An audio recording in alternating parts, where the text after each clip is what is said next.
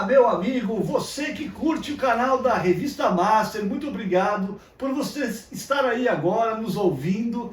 Você que curte arte marcial, especialmente o Karatê, não pode perder essa entrevista aqui até o final. Estou aqui com meu amigo Ney Maurício, oitavo Dan, isso mesmo, oitavo Dan, Karatê, Chorin, é isso aí. E meu irmão também, é um irmão meu de armas, nós somos da infantaria, servimos no mesmo quartel, né, Ney? Então, e o Ney é o homem aí por trás dos atletas, né? Ele é um dos melhores preparadores físicos aqui do nosso país, né? Treinou muitos atletas aí envolvidos com Olimpíada, tem muita história, então fique aí até o final deste vídeo. Esse aqui é o programa direto da redação, que é feito aqui no estúdiozinho aqui da Revista Master, que a gente recebe os amigos, pessoas ilustres, que é o caso hoje, né? E aproveita essa visita para fazer uma gravação. Então, um papo aqui informal. Sensei, muito obrigado. Obrigado. Seja muito bem-vindo. Um grande prazer, uma grande honra tê-lo aqui conosco. Toda minha. Então, o legal é a gente começar no início, né? Vamos lá. O que te levou a treinar Karatê? Nossa, nós temos que ir lá para a infância, né? Eu acho que nós assistimos aquele seriado Kung Fu do Kwai Chang-caine, o gafanhoto, né? E ele andava no deserto. David Carradine. Esse. E descalço, com aquela mochilinha, um chapéuzinho, aquela mochilinha. E aconteciam os problemas. E ele sempre de bom coração tentava proteger as pessoas, sempre tinha um fundo de valor naquela atitude e na tentativa de evitar o conflito, mas sempre tinha um truculento que queria quebrar tudo e ele protegia as pessoas, resolvia os problemas. Eu achava aquilo fantástico. Aí minha mãe e minha avó, por verem que eu gostava de assistir aquilo, minha avó chegou a fazer uma bolsa jeans, eu colocava um gibizinho de luta. Olha só. E ficava andando pela casa com aquela bolsa, com que nem ele andava, sentava num canto, olhava o gibi, tentava fazer o movimento do que tinha lá no gibi, guardava e saía andando pela casa. Então eu acho que é a projeção mental que as crianças fazem do que são as artes marciais. Essa é a importância que todos aqueles que são líderes das artes marciais, dos esportes de luta, têm com o cuidado de fomentar bons valores daquilo que realmente é real, que é verídico, e não ficar fantasiando artes marciais, lutas, falsos poderes, não é? Porque as crianças acreditam.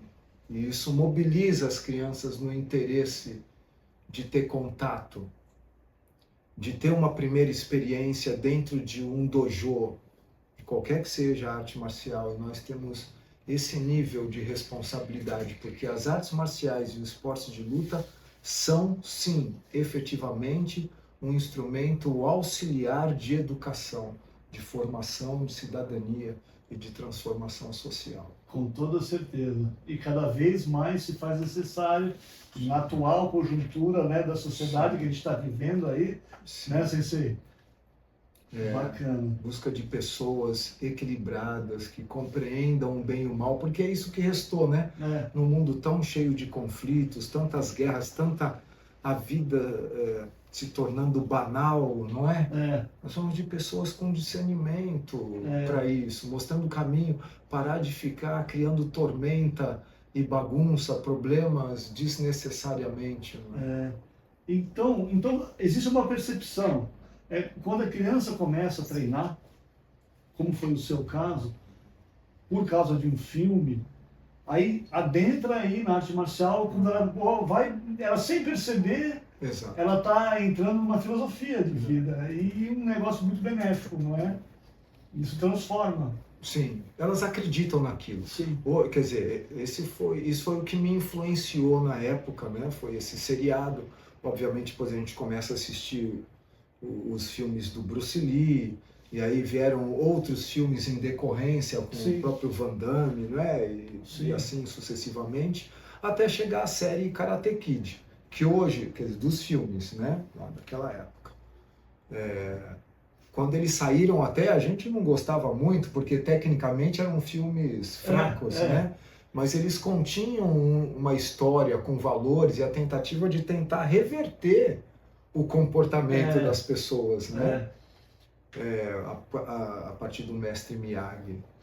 E atualmente tem aí o próprio seriado Cobra Kai, né? Em decorrência do Karate Kid, e que a gente precisa ter um filtro para assistir, porque as pessoas ficam olhando aquelas questões fantasiosas lá, e aí precisamos ter líderes dentro, né, dos espaços de treinamento que possam ajudar a reconduzir esses valores, né? Sim.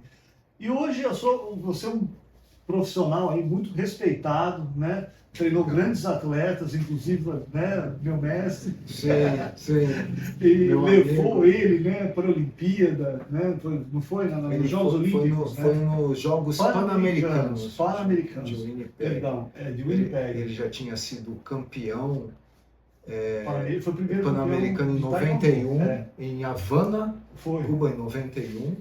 E aí nós éramos colegas de profissão, professores universitários, e ele teve o desejo de voltar a competir. Ele me convidou e recebemos esse desafio, e ele quase voltou para aqueles jogos lá, foi por muito pouco, né? Que ele não foi e não medalhou, treinou bastante, já não era menino mais, né? Então outros desafios, o corpo já dói mais, né? Demora mais para se recuperar. Aí nós estamos falando do Fábio Goulart, e ele, na verdade, treina muito até hoje, né? Uma pessoa muito determinada. Nós estamos falando no final dos anos 90, né? Isso, mais de 25 anos isso, mas ele treina até hoje. Hoje é um ator, está com uma outra carreira paralela, mas é grande amigo nosso. É, isso aí, com certeza. Está devendo a visita aqui na entrevista. Fábio, vamos conversar, faz tempo que eu não te vejo. Um abraço. Você treinou também o Belmiro Giordani, hoje 7º Dan também. Isso. Está no Karatê, no Taekwondo Combat. O Belmiro, na verdade, foi quem abriu as portas do Taekwondo para mim. Ele foi meu aluno na faculdade, né, no curso de Educação Física, e ele foi meu aluno no 2º ano, e lá no 4º ano, eu acho que ele começou a se projetar mais, isso foi entre 95 e 97, então ia ter a corrida olímpica para o Taekwondo, e o Belmiro sabia que poderia ter chance desde que ele treinasse, me convidou para ser o preparador físico dele. Eu acho que pelas aulas que eu dava na faculdade, ele acreditou que eu pudesse ajudar, e eu, depois no final da aula a gente conversa, eu falei, ele no final, não, eu queria assim assado. Eu falei, tá bom, eu posso te treinar, mas só se você comprar a passagem para Sydney agora. Isso em 97, a Olimpíada seria em 2000. Você compra a passagem, eu te treino. Você quis fazer isso para ele ter um objetivo? Você compra a passagem e eu te treino. Legal. Porque tem que ter um investimento. Quando você vai investir, você acredita realmente ou nós vamos perder tempo? Então você estava sendo mais do que um preparador físico, você estava sendo um técnico, né? Porque tem o preparador físico e o técnico, não é isso? Mas ele treinou com o Fábio Goulart por muitos anos, e aí naquele momento ele treinava com o Carlos Negrão, que também é outro técnico que dispensa, né, as credenciais são inúmeras, e se tornou meu amigo depois também. E aí nosso relacionamento, né, meu e do Belmiro, foi sensacional. A gente trabalhou por 2 anos e meio. O Belmiro ganhou quase tudo naquele período. Foi considerado o melhor atleta das Américas em 99, quando a gente já estava no final ali. Ele foi para a seletiva mundial, que foi na Croácia. Nossa. E tinham 4 vagas. E ele ficou em quinto, porque ele, se eu não me engano foi isso, e ele perdeu para o chinês, que era o campeão mundial. E ele ficou com um bye, ou seja, aguardando, se um dos 4 não forem, eu sou o próximo a ser puxado. Foi considerado o melhor atleta das Américas aquele ano, ele foi campeão sul-americano, acho que vice-pan-americano. Ele teve inúmeros títulos, a gente fez um trabalho sensacional. Aí, como ele não conseguiu ir para Sydney, ele acabou indo viver alguns anos nos Estados Unidos. Sim. E ali interrompeu. Mas o Belmiro, como disse que ele abriu as portas, porque aí o Fábio enxergou isso, me convidou para fazer a preparação dele, e eu comecei a fazer a preparação física de outros grandes atletas do Taekwondo. Fui dar uma palestra no convite, né, por indicação minha, do Belmiro, para o mestre Carlos Negrão, lá no Baby Barione. Então tinham vários atletas de seleção. E o mestre Ricardo Andrade veio com a sua esposa, Karina Kouzenenko, assistiu aquela minha palestra sobre preparação física, trocamos cartão e ele apareceu um dia na universidade que eu lecionava. Eu comecei a fazer a preparação física da Karina, que também conseguiu medalha internacional na Copa do Mundo de Lyon, ali naqueles anos que a gente trabalhou, 99, 2000, 2001. Fez o projeto, ele foi o coordenador técnico do projeto no Vasco da Gama, no Rio. Aí eu me tornei preparador físico do Vasco da Gama também. Ele levou muitos atletas de seleção, inclusive brasileira, para disputar ali pelo Vasco. Então aquilo foi me projetando. Eu tinha praticamente todos, ou quase todos os campeões brasileiros, né, das categorias, treinando Sim. ali comigo e sendo da seleção brasileira, disputando sul-americano, pan-americano. Então foi um período bastante interessante, com algumas medalhas internacionais. Tive o plano de treinar Carlos Costa, que também foi campeão pan-americano com o nosso trabalho. O Márcio Eugênio, que já tinha sido vice-campeão de Copa do Mundo alguns anos antes, como eu disse, além da própria Karina, e a Carmen Carolina, que eu acabei tendo a sorte incrível, a oportunidade de acompanhá-la em Sydney, junto com o Ricardo, junto com o Negrão, né? E ainda a própria Karina e a Maria Aparecida, que era eventual substituta da Carmen, uma impossibilidade, era quem entrava. Então foi um período bastante interessante. Eu tenho muitos amigos no Taekwondo por conta de tudo aquilo que aconteceu com o Belmiro lá atrás, porque eu falei, compra a passagem para Sydney 3 anos antes, compra a passagem que eu te treino. E a gente tem que firmar, né, os nossos propósitos de vida. A gente precisa firmar os propósitos para poder seguir em frente. E foi isso que aconteceu. Fui muito feliz no Taekwondo e são amigos até hoje, aí, de décadas, né? Que bacana. E hoje você está no alto rendimento do Karatê, que é a tua praia. O Karatê foi o que eu vivi realmente a vida inteira. Eu sempre gostei muito de preparação física, sempre gostei muito de corrida. Então eu trabalhava com corrida, preparação física. Mas o Karatê foi o que eu passei a vida inteira. Cresci dentro da Yonamini Dojo, que era em São Vicente, que tinha o sensei Kazunori Yonamini, seu irmão Osamu Yonamini. Treinei com meu irmão ali a vida inteira, sensei Nilson Farias, tem um canal no YouTube sensacional. Vou convidá-lo aqui. Eu gostaria muito que ele viesse aqui, porque ele tem muito mais histórias. Ele foi muito melhor treinado pelo sensei Kazunori do que eu, inclusive. Nossa irmã começou a treinar também, se tornou faixa preta. Olha. Lá na Yonamini Dojo. Então nossa vida foi isso, né? Hoje o sensei Kazunori infelizmente é falecido, já tem 10 anos. E quem comanda Shidokan no Brasil é o filho dele, Marcelo Yonamini, que é nosso irmãozinho, cresceu conosco, então estamos juntos a vida inteira também, né? Desde pequenos juntos. E outras pessoas foram muito importantes, como o sensei Carlos Magno, que foi quem a gente sempre teve junto, treinando, trabalhando, estudando, e com a oportunidade de viajar o mundo com o sensei Kazunori, conhecendo mestres, não só da Shorin-ryu, mas principalmente da Shorin-ryu, nas suas diferentes vertentes. E isso deu muitas oportunidades para nós estudarmos Karatê, né? E aí você perguntou, hoje eu estou no alto rendimento, dentro do SESI São Paulo, Em Campinas. Agora eu estou em Campinas, mas eu fiquei 8 anos aqui em Cubatão, no SESI de Cubatão, dando sequência ao trabalho, inclusive, do Sensei Carlos Magno, que foi o precursor lá em 2013. Aí depois eu vim com um cargo de confiança para fazer o projeto olímpico, convidado no final de 2016 pelo meu grande amigo Humberto, que tinha sido um aluno que eu tive na faculdade de fisioterapia, e eu vi aquele cara que tirava 10 em tudo, com clareza de conhecimento. E aí eu vi que ele tinha curso de educação física, tinha pós-graduação em treinamento esportivo, e eu estava sobrecarregado, que eu era professor universitário, né, Que já é uma tarefa... Que já era uma tarefa há bastante tempo. Eu dava aula em academias, né, de karatê, cuidava de vários atletas, né, num trabalho personalizado. Foi uma época que eu estava fazendo mestrado também, então eu estava com uma carga muito pesada. Eu falei, esse rapaz aqui vai me ajudar, ele é muito bom. Aí eu convidei para ele me ajudar nas planilhas de treinamento. Eu vi que ele tinha um trabalho sensacional. Eu levei o Humberto para trabalhar comigo no Vasco, ser meu auxiliar de preparador físico. Quando eu fui para a Seleção Brasileira de Taekwondo, levei o Humberto também.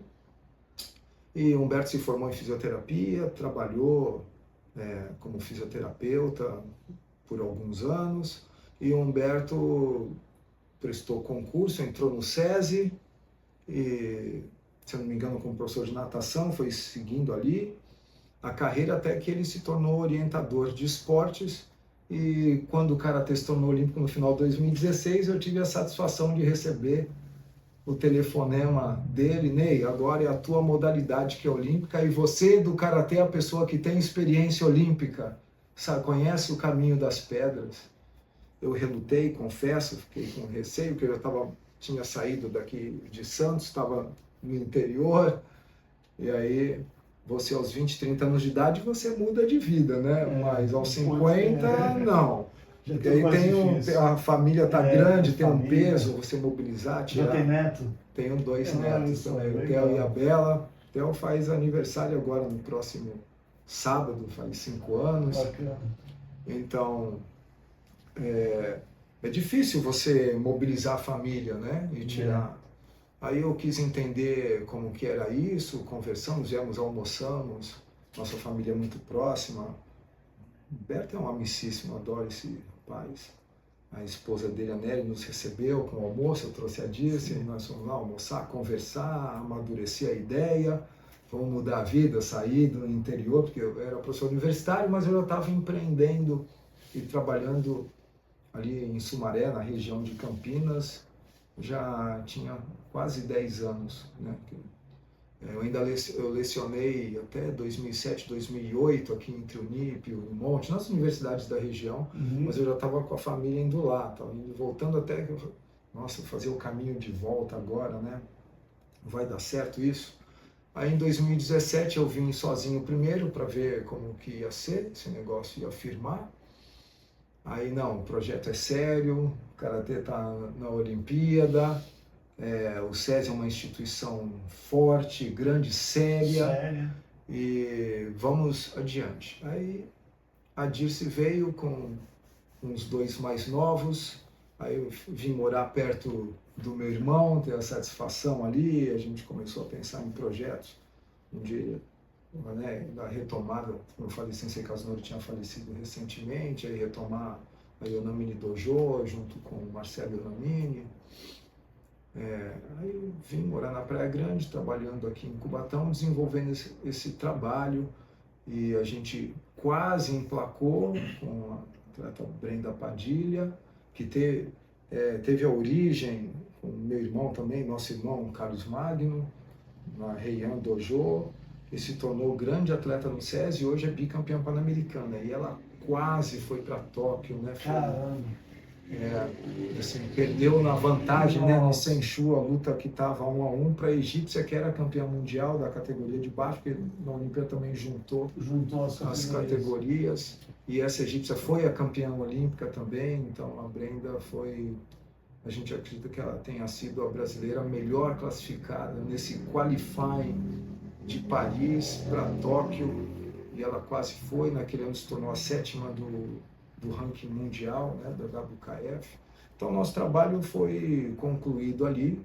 A gente teve, então, aquele momento de pandemia e a tentativa de ver o que seria do Karatê pós aquela Olimpíada, já que ele não foi previsto para Paris. Então, a gente ressignificou o Karatê dentro do SESI, e aí eu acabei sendo transferido para Campinas com essa ideia de tentar ampliar a Liga SESI e o Karatê nas unidades do SESI em todo o estado. Mas nós tivemos os primeiros atletas profissionais de Karatê no SESI, isso é muito importante a gente saber. O trabalho do SESI é profissional, Eu estava querendo fazer essa pergunta. com todas as modalidades, não é? Não é só o que a gente vê na TV no dia a dia, no basquete, no vôlei, né? Mas o SESI atende mais de 30 modalidades, é uma instituição extremamente séria. E eles são profissionais, tem uma carteira assinada, recebem. São atletas são profissionais. Contratados. Atletas, contratados CLT mesmo. Que bacana. Né?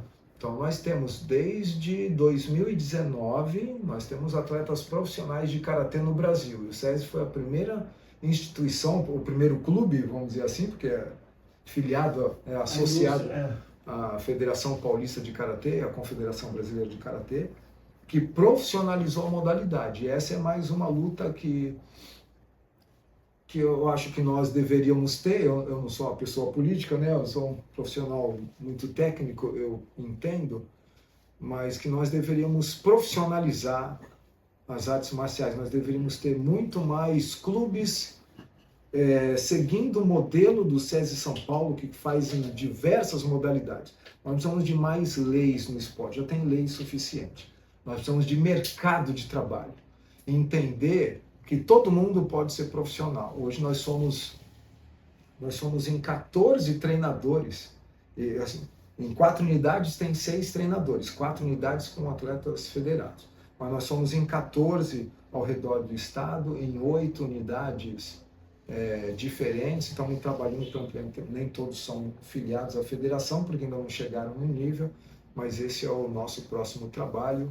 É isso que nós queremos fazer, e a ideia é que todo mundo reflita melhor, que não adianta pensar que eu tenho status por ser um treinador profissional, porque eu tenho salário para trabalhar como treinador no Karatê, que a gente não encontra isso.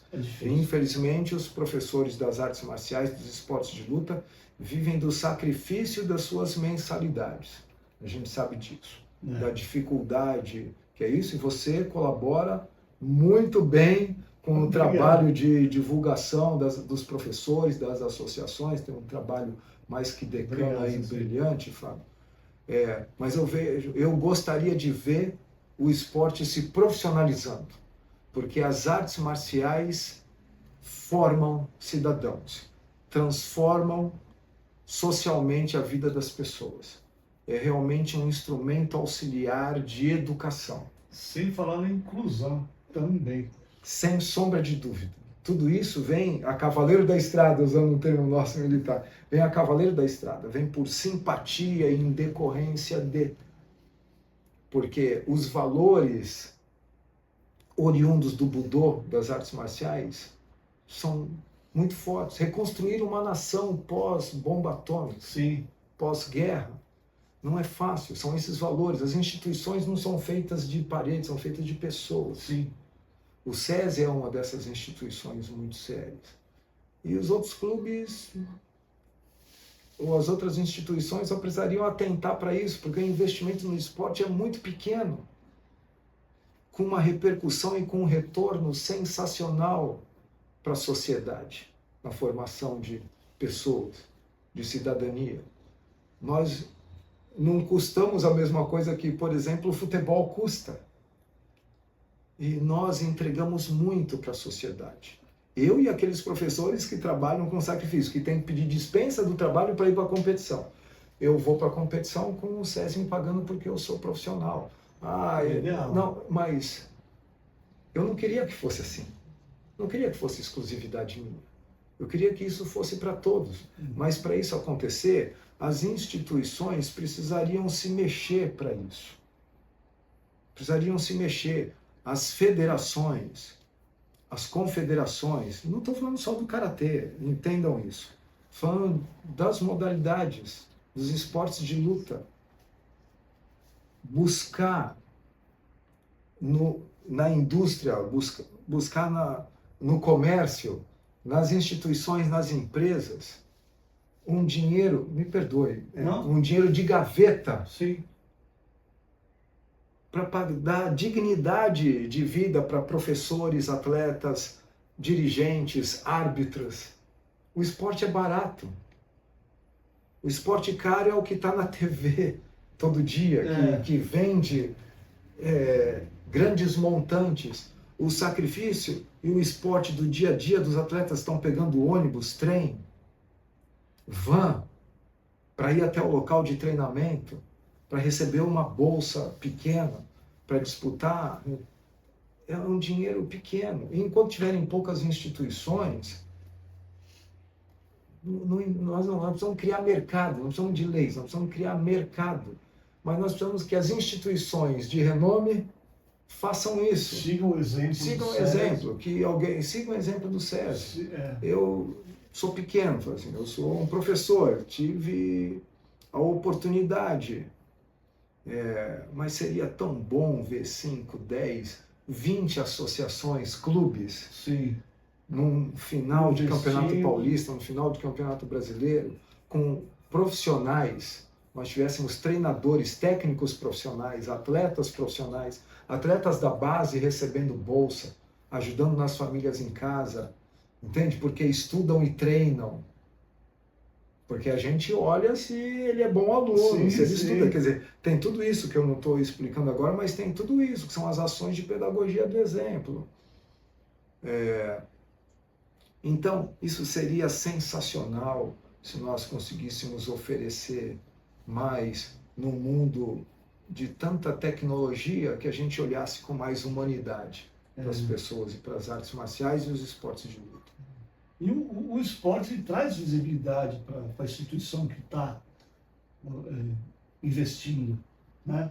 E de uma certa forma para a sociedade, porque a gente só pensa no benefício direto, mas tem benefício indireto também, porque para a sociedade, uma pessoa que está treinando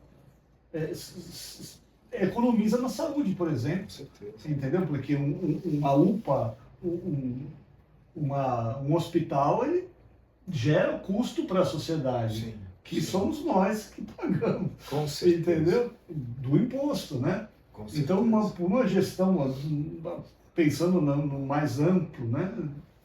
Também tem essa...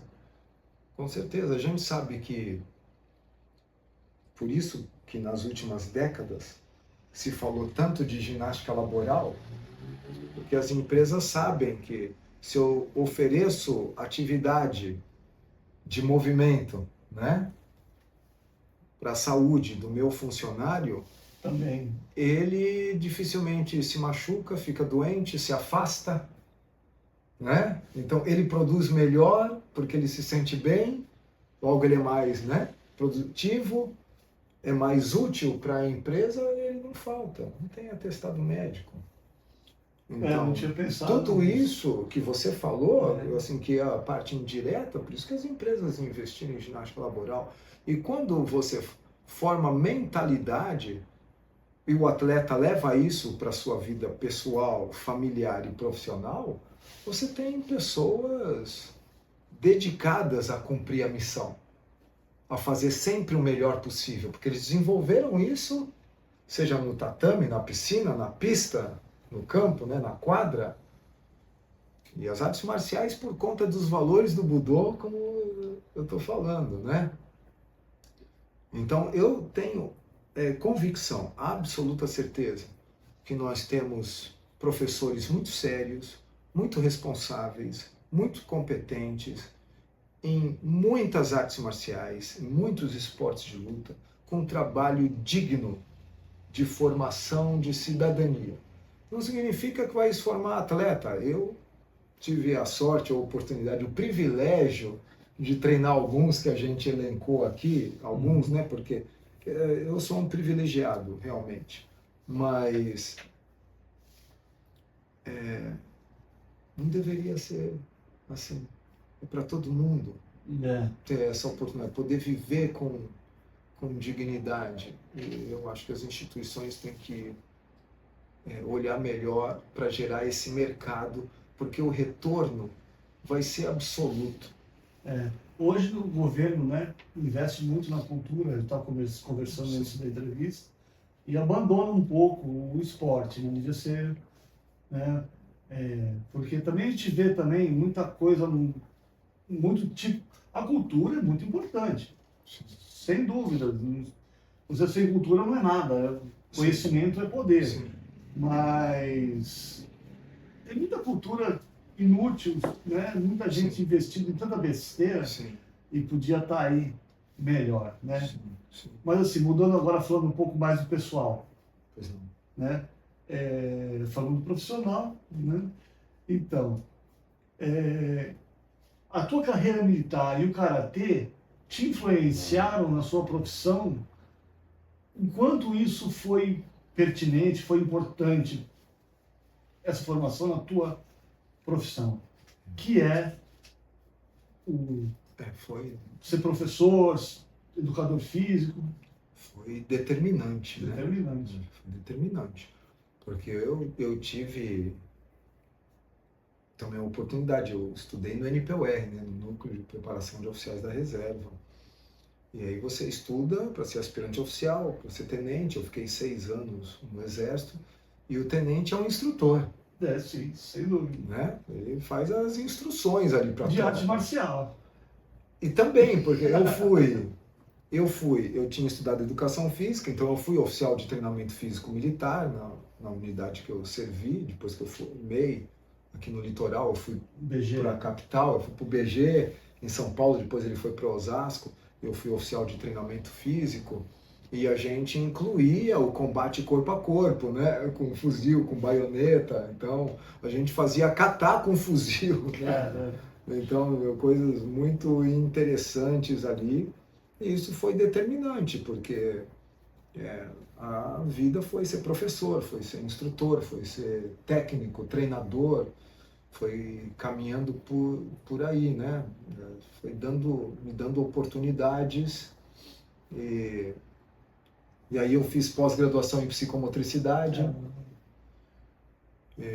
porque eu achava um termo legal. Eu queria estudar biomecânica e tal, mas aí não encontrei o curso. Aí eu vou fazer essa psicomotricidade que deve ter alguma coisa a ver.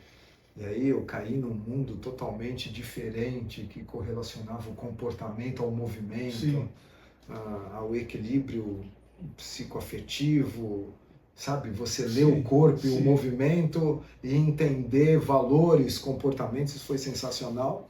Enquanto todo mundo queria estudar fisiologia do exercício ou treinamento desportivo em terra de cego, né? Quem tem olho. Então, o que acabou acontecendo? As universidades da região queriam professores de psicomotricidade, não existia mais ninguém, só eu aqui no litoral. Agora. Então, já tem mais de 30 anos que eu fiz essa pós-graduação, na época na Gama Filho, do Rio também. Eu vim lecionar nas universidades aqui do litoral paulista.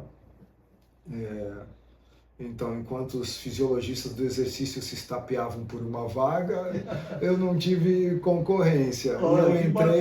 Eu entrei para lecionar, gostei e comecei a estudar mais ainda, porque você como professor, você não estuda para tirar nota e passar, né?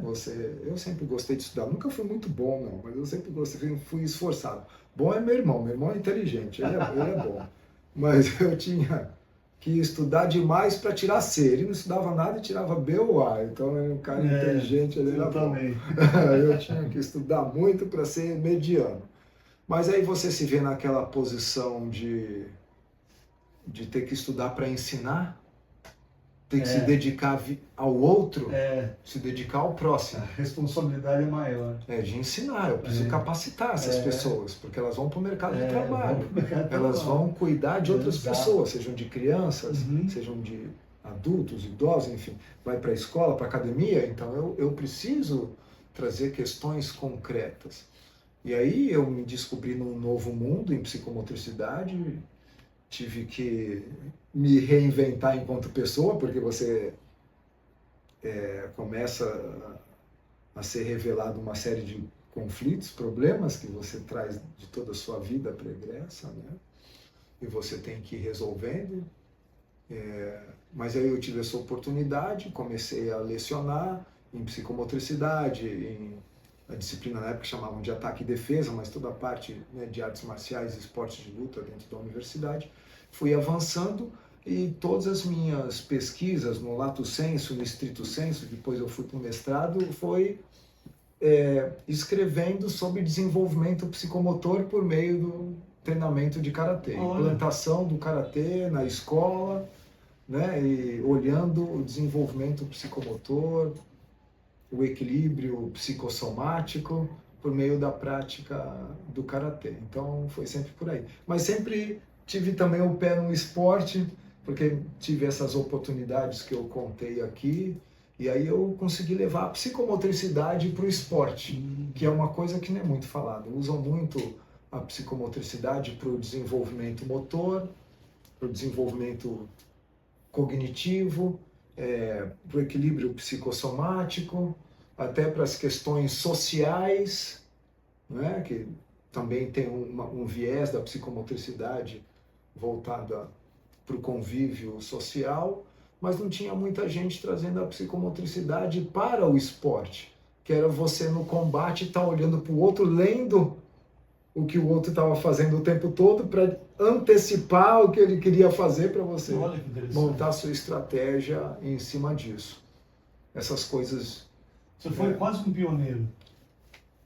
Hoje tem psicomotricista aí sensacionais, como eu lecionei isso lá nos anos 90, início dos anos 2000, hoje os que foram meus alunos estão muito à minha frente, fizeram especialização em psicomotricidade, porque gostaram, desenvolveram, fizeram mestrado, alguns doutorado, e são especialistas com muito mais profundidade do que eu, mas eu acho que eu gostei muito de fazer esse trabalho, de levar a psicomotricidade para o esporte, viu? E que não tem muita coisa, pelo menos eu não tenho mais leitura sobre isso, mas que não tinha, na época, muita coisa não para a gente buscar, eu que correlacionei interessante, parabéns. Algumas coisas para a gente aplicar tanto que deu certo que nós conseguimos que muitos atletas fizessem resultados fantásticos, né? Que bacana. Uma grande honra essa conversa, aprendi bastante. Minha. Não, que isso. A gente é só o veículo, a estrela. Mas você faz um trabalho sensacional de divulgação dos professores, né? Dos mestres. É uma área também que fico meio isolado, né? Meio complicado. E o que eu fiz uma pergunta que eu também trouxe, né? Do tempo da caserna, né? Sim. O que eu pude aprender lá é nunca desistir. Essa lição que eu tive. Então a gente tá aí. Os melhores são apenas bons para a infantaria. É isso aí. Isso aí. E hoje é o dia da infantaria, né? Da nobre infantaria. Salve. Salve. É isso aí. Os pés pretos. É isso. É isso aí, uma grande escola, né? Sensei, foi um grande prazer te receber aqui. Muito obrigado pelo conhecimento que foi passado aqui. Uma grande honra. Espero que o seu irmão venha aqui numa próxima ocasião. Na torcida. Nilson, vem aqui falar esperando. Com o Fábio. É isso aí. E você, meu amigo, que ficou aí até agora, é porque você realmente gosta muito de arte marcial. Espero que você tenha aproveitado todo esse conhecimento desse grande sensei, desse grande mestre, né? Eu queria que você, sem falsa modéstia, me falasse aí para os nossos ouvintes o seu currículo, que eu não decorei, né? Que é muito... Não, o meu currículo, eu sou formado... Não seja modesto. Fala... Sou formado em Educação Física pela Unimes, fiz pós-graduação em psicomotricidade pela Gama Filho, fiz gestão universitária na Unimonte, depois mestrado em educação, onde eu fiz a publicação, né, correlacionando psicomotricidade com karatê. Sou primeiro-tenente R2 do Exército, servi no BIL em São Vicente, no litoral paulista, e também depois no 2º Batalhão de Guardas, infelizmente extinto, né? Fui comandante de pelotão, depois fui comandante interino de companhia, foram 6 anos muito interessantes, fui oficial de treinamento físico-militar, então me treinei bastante na caserna com treinamento físico também, após ter feito a faculdade de Educação Física. Lecionei em escolas como o Colégio Lusíada, aqui em Santos, depois na Hélice, depois virou Unimonte, São Judas, na Unip também, fui coordenador de curso superior nessas 2 instituições, né? Fazia os projetos político-pedagógicos, pensando no curso por inteiro, né? Do ingresso ao egresso para o mercado de trabalho. Aí tentei me tornar empreendedor, montar minha academia, meu estúdio, e até, quer dizer, fiz os trabalhos junto às federações, né? Como atleta, sempre gostei muito de treinar, mas não me tornei grande atleta. Meu irmão fez seleção paulista de karatê, foi grande atleta. Mas aí fui árbitro e fui me graduando na federação, na confederação, mas principalmente dentro do karatê, com a oportunidade de viajar com o Sensei Kazunori Onamine, viajar o mundo, conhecendo os principais mestres Shorin-ryu, não só Shidokan, principalmente Shorin-ryu Shidokan, mas muitos mestres Shorin-ryu das outras linhagens também, podendo ampliar o entendimento da dimensão do que é Karatê-do, porque a gente infelizmente tem essa visão, fazendo um parênteses aqui, de que o Karatê é dessa forma, e a gente tem inúmeras formas de fundamentar, caracterizar, né? Karatê-do, ele é magnífico, amplo demais, dificílimo de estudar, mas ao mesmo tempo muito envolvente. Então, tive a oportunidade de viajar, de treinar com o Sensei Miyahira, onde eu me graduei inclusive lá em Okinawa, Japão, né? Então sempre ao lado de Sensei Kazunori Onamine, e todos os professores da Onamine Dojo que estavam lá. Nós tivemos o falecido Mauri Pimentel, que foi o primeiro brasileiro Kyoshi, né? Infelizmente nós perdemos precocemente em 2001, o seu primeiro Kyoshi, em 94, o primeiro Nanadan, no Brasil, não havia isso ainda, que a gente, o Sensei Ricardo Riga, Sensei Osmar Vieira. Então nós fui tendo oportunidade, dentro do Onamine Dojo, treinei com o Sensei Paulo Aguina, numa época o Sensei Kazunori o trouxe para treinar, então eu tive essas influências dentro do Brasil, e fora do Brasil a gente tem os contatos e os estudos com a Sensei Miyazato na Argentina, Sensei Iha nos Estados Unidos, Sensei Laupe na Alemanha, e em Okinawa com todos os outros mestres que lideram atualmente o Sensei Maeshiro. E nessa minha oportunidade de caminhada, hoje eu sou Kyoshi Hachidan, desde 2022, né? Coral.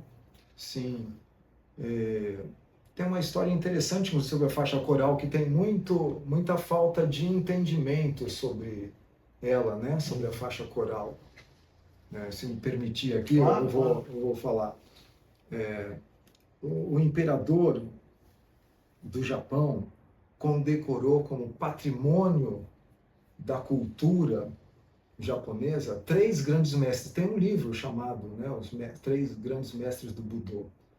E ele condecorou Jigoro Kano, do Judô, Morihei Ueshiba, do Aikido, e Choshin Kibana, do Karate-do, que por acaso era Shorin-ryu. Então existiam outros mestres de outras linhagens.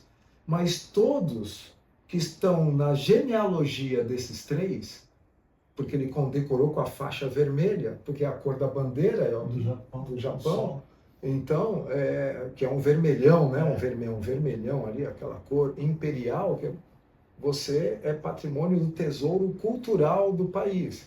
Então, todos os herdeiros da linhagem desses mestres estão no caminho para se tornar a faixa vermelha. E a faixa coral, ela é o estágio anterior, após a faixa preta, porque somos todos faixas pretas. Sim. Mas esse é o estágio anterior, aqueles que estão no caminho para a faixa.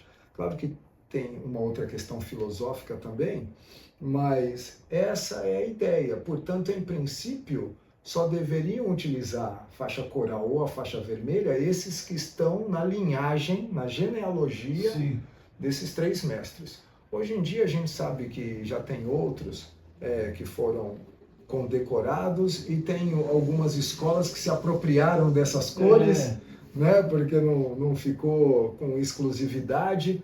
Mas esse é o início.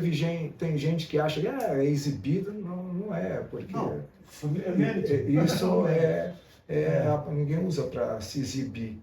Isso aliás, é um peso extremamente grande, isso, né? Por uma questão de você é o sangue, é o teu sobrenome, é a tua família. Você pertence àquela linhagem. Você olha essa graduação, você sabe que a pessoa está naquela árvore genealógica.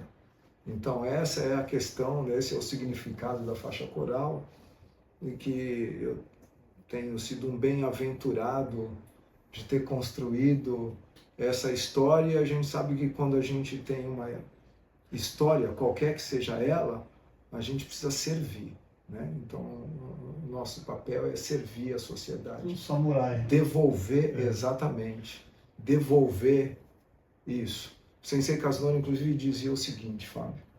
Uma vez eu perguntei para ele, que ele falou, o campeão é aquele que serve. E aí eu digo, como assim, Sensei? O campeão tem que receber aplauso, né? Parabenização. As pessoas têm que ir lá, eu jovem, né? Tem que ir lá apertar a mão, dar parabéns, cumprimentar. Ele, não. Campeão é aquele que serve. Se você é campeão, você oferece o lugar para o outro sentar. Você é o que oferece a bebida para o outro. Você que pergunta se ele está bem, se está cansado, se está confortável. O campeão cuida, o campeão serve. Mas por quê? Ele é o campeão. Ele falou, porque ele já tem que começar a tratar os outros, mostrar como ele vai querer ser tratado o dia que ele não for mais campeão. É interessante essa filosofia, né? Então, eles têm o Machida, Sensei, quando o filho dele ganhou o campeonato mundial do UFC, né, ele não comemorou, né? Aí, por que não comemorou? Não, porque o pai estava lá. O pai do atleta que perdeu estava lá e eu não queria. Exatamente. Isso aí é falado por todo mundo, né? Essa história repercute até hoje por todos os praticantes, não só da linhagem de karatê dos Machida, ou no UFC. Essa é uma história que repercute em todas as escolas de karatê, porque isso é muito efetivo, tem muito significado, né? Quem pratica karatê de verdade não fica comemorando ponto ou vitória, né? Porque você precisa estar resignado, é um combate. Quando 2 tigres se enfrentam, só tem um resultado, que um vai sair morto e o outro gravemente ferido. Então há comemoração sobre isso. Só que no mundo de hoje, que nós estamos com as katana muito mais de enfeite do que utilizando efetivamente, isso demonstra que nós temos a chance de sobreviver, de recomeçar. Então você sai do combate, você sabe se saiu morto ou gravemente ferido. Só que você tem a chance de se melhorar como pessoa, como praticante, no próximo combate ou na próxima competição. Esse é o grande significado da arte marcial quando a gente traz para a vida. E não porque você tem que ser melhor, tem que ser campeão. Se você for campeão, se prepara que você vai ter que servir. Não é para o seu falso orgulho, é para você servir os outros. Muito bom. É isso aí. É isso aí, meu amigo. Então, vamos finalizar aqui, deixando um grande abraço. Não se esqueça de curtir, compartilhar, essas coisas que a gente sempre pede, né? Então é isso aí. Vamos terminar fazendo os. Então, até o próximo vídeo. Os.